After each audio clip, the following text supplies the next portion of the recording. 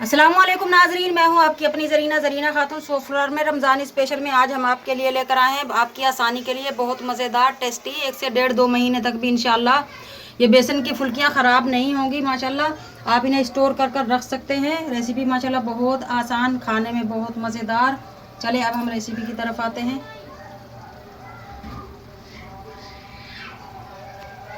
बिस्मिल्लाहिर्रहमानिर्रहीम।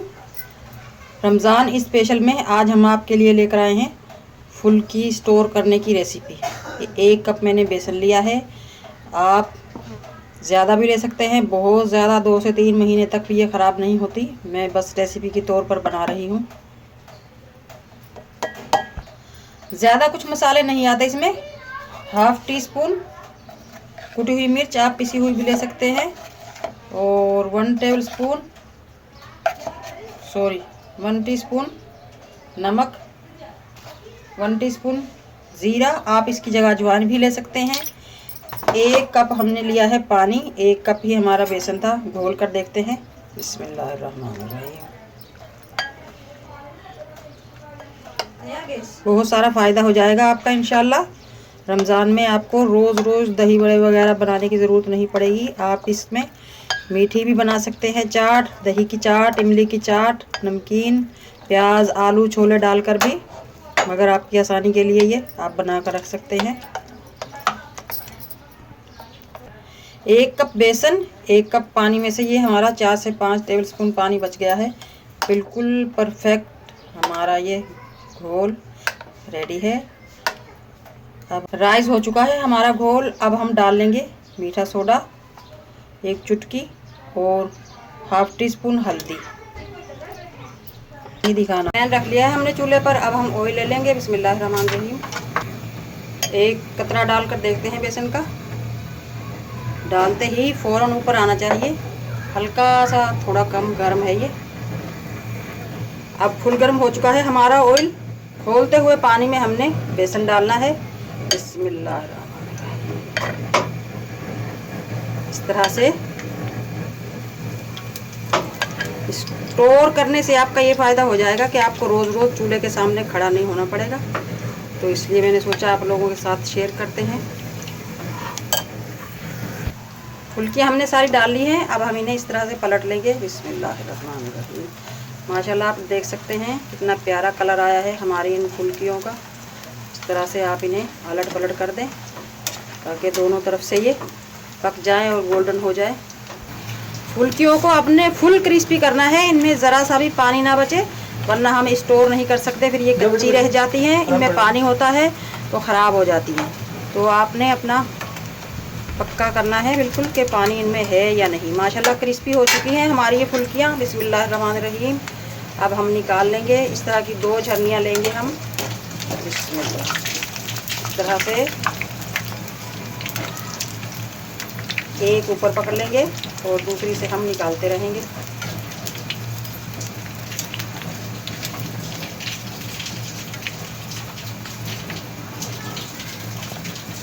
ताकि हमारा इजाफी ऑयल अंदर ही झड़ जाए।